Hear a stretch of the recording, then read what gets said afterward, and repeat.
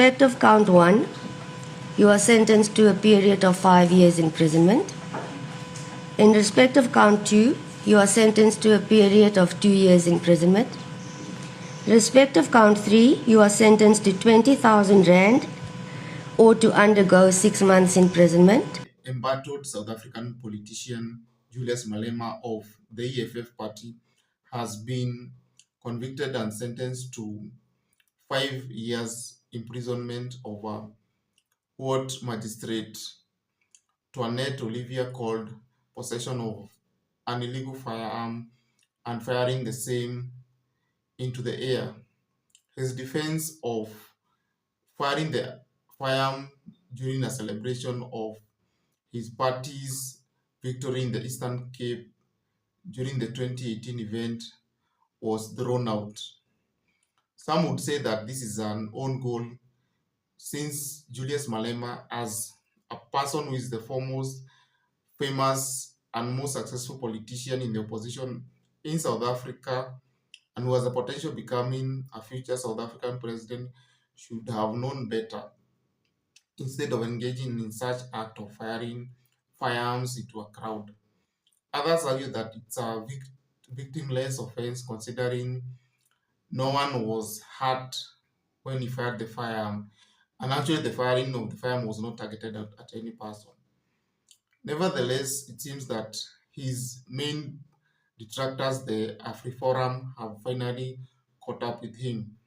His stance of fighting for nationalization of mines and annexation of farms, especially those owned by the white farmers without compensation, seems to be catching up with him. We had seen the imperialists in the West, especially Elon Musk and Donald Trump, has been on his neck, accusing him of promoting white genocide and threatening the lives of white people in South Africa. That man said, kill the white farmers, kill the white farmers. And then he danced, and he's dancing, and it's kill the white farmers. I'm not sure. Julius Malema cannot be written off from South African politics.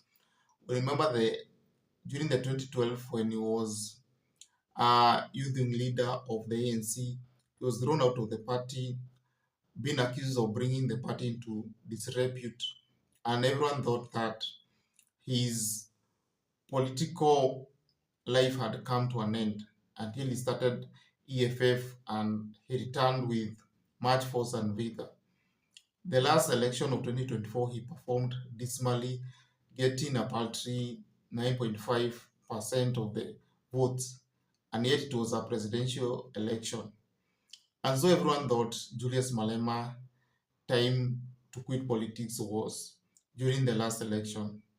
Until now, Donald Trump resurrected this issue of persecution of white farmers in South Africa and severally related the issue with Julius Malema.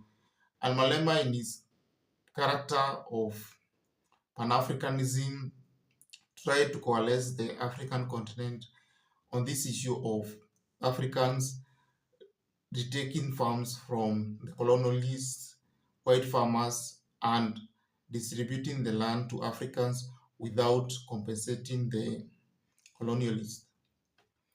Again, on the issue of the war of US against Iran, we have seen Julius Malema coming out strongly to oppose the same war, accusing the West, especially the US, of continuing their imperialism and terrorism against the global South. We say to Iran, don't stop until America pays your reparations into your account.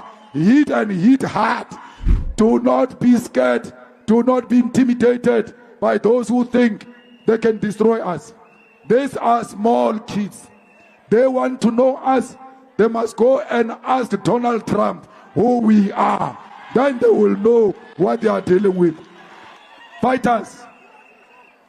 President of Venezuela is still kidnapped in America by Donald Trump. Returning back to the case, some people argue that the punishment of being sent to prison for 5 years is not proportional to the offense, and many people draw parallel with the case of the athlete Oscar Pistorius, who had fired a gun through his door and killed his girlfriend, Diva Stinkamp, leading to her death, and he was only sentenced to 5 years imprisonment. In this case of Malema, it seems that it has been politically manipulated to ensure that he's taken away from the political scene. Remember, the other day he had been warming up to former President Julius, rather Jacob Zuma's party MK, Mkonto Wesuze, where they wanted to form a coalition. And it's a coalition that would have given them nearly 30% of the support, especially among the Black South Africans. And so his political detractors in the ANC and the DA realized this was the time to take him out of the political scene. So it has been our view that time has come that we should come together. And when we heard that there was this that has happened here, we must come and be with our brothers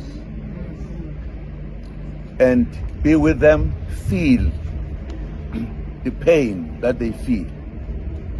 Because it is only us, the blacks, who suffer. Particularly because this gentleman, your president, as you can see, is taller than me. He used to be shorter than me. When I was the president of the country, he was the president of the Youth League. And we worked with him for many years. Invited me to come when his mother was being given something by him. He established a church and he wanted me to be there. And we were together all the time. But the world being world and many other things, he established this political party. You guys, very...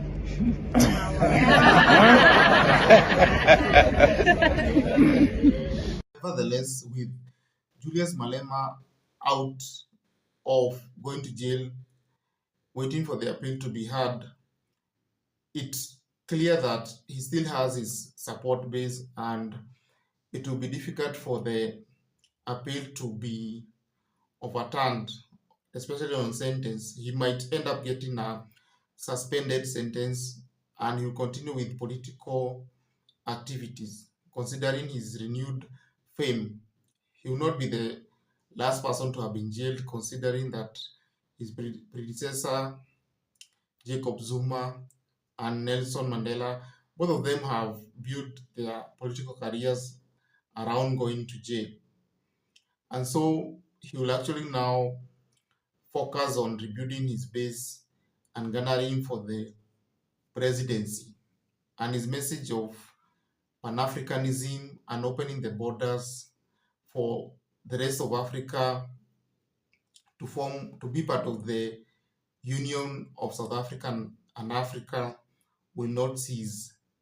That is all. Kindly like and subscribe this channel.